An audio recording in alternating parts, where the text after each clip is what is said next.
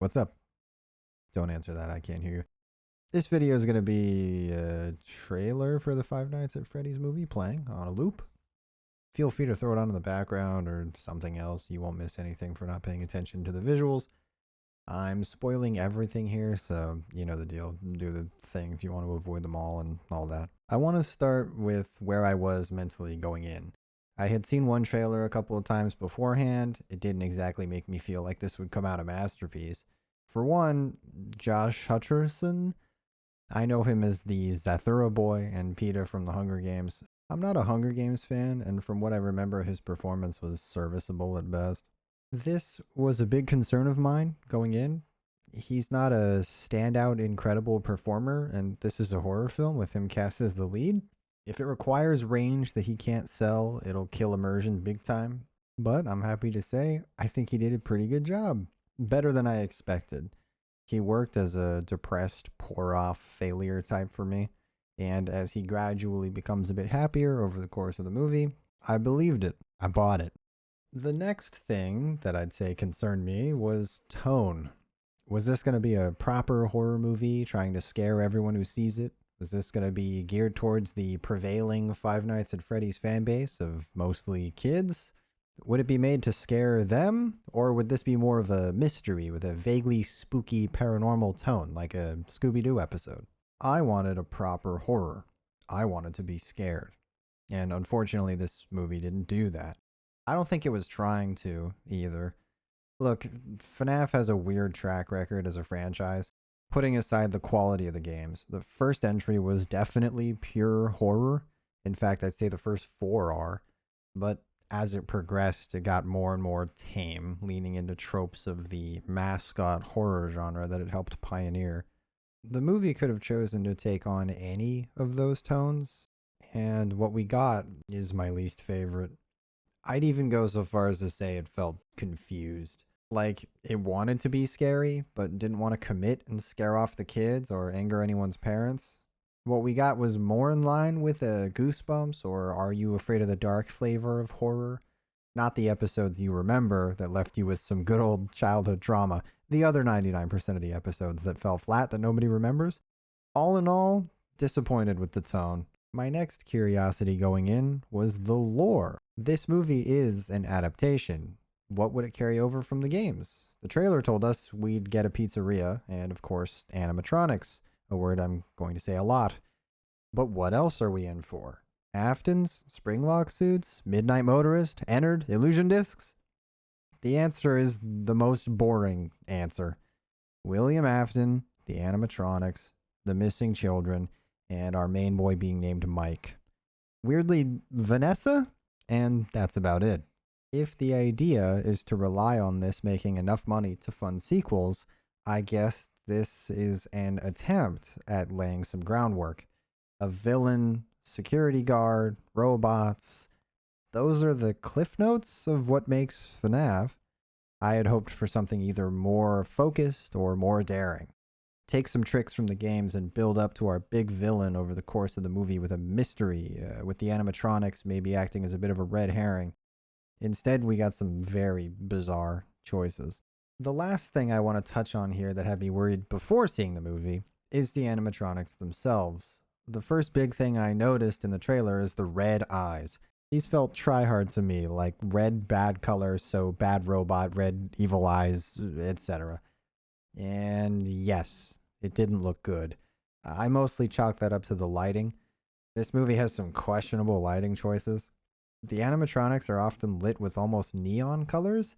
Not just up on stage where you may expect that, but everywhere. It gives them this glossy, almost clean outline that makes them look honestly kind of friendly and nice. They look like they were designed for that scene where they actually are friendly and nice. This, unfortunately, takes a bit away from other aspects of their design, most significantly their movements. They nailed this aspect. These guys never look like people in suits or awkward puppets. They look like animatronics.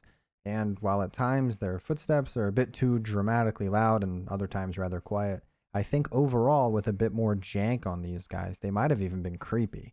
So while I think the red eyes were a mistake, this isn't the greatest issue they face. That would be the way that they're written. Now, on to the things the trailer didn't taint for me. I want to give a bit of a special shout out to the cameos, weirdly enough. With a production as high profile as this among internet personalities, there was a real risk of this becoming bogged down with cameos to make the kids clap.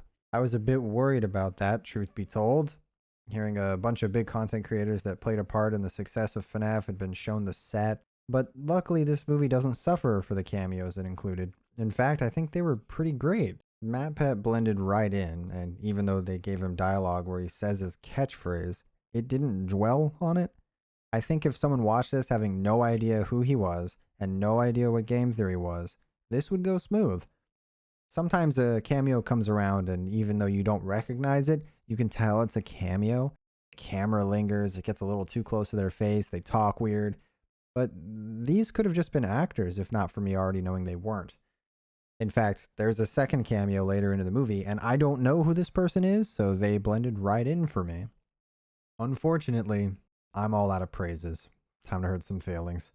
Matthew Lillard gave away that he was the villain in the first scene. Vanessa was a baffling, confusing mess of a character whose inclusion ruined my hopes for this movie's potential place in a timeline.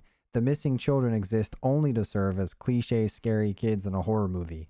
The dream theory scenes acted in a way I can only describe as phoned-in exposition. It felt a bit like it wanted to be cool lore, but just did nothing instead. All of the child performances were distractingly bad, and the motivations of every single character were nebulous at best and downright garbage at worst. What would be nice animatronic VFX work was bogged down by confusing set design, bad lighting, and an overall poor display of cinematography. The adult actors either overacted and chewed the scenery more than any animatronics chewed anything, or were Josh Hutcherson tuning in his best performance, sitting somewhere around a 6 out of 10.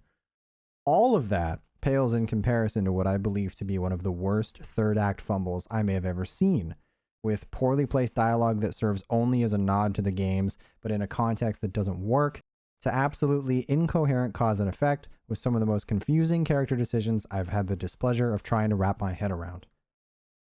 I think people coming away with the feeling that this movie was okay went in expecting a 3 out of 10 movie with some cool animatronics. They saw the bots, went, yep, this is FNAF all right, and left pacified. I wanted more than that. The start of a film franchise that could stand on its own. The movie that captured the fun and thrills of proper Easter eggs, teases at a bigger picture storyline, and the heart of horror that pumps the blood of the FNAF game franchise. What I got was a movie that was generic kids horror, ironically wearing FNAF iconography and references like some kind of skin suit. A springlock suit, if you will. Should a sequel come along, I expect it to be a disaster.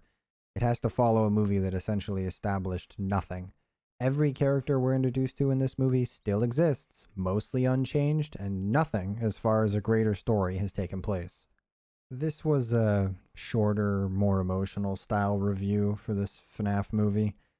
If anything I said is grossly incorrect, or you feel like I need to expand or explain in more detail, let me know. I can do that. For now, I'm going to slap a score on this thing and say 2 out of 10. The 2 points essentially being for effort from some of the cast and crew. That's it. Get out of here.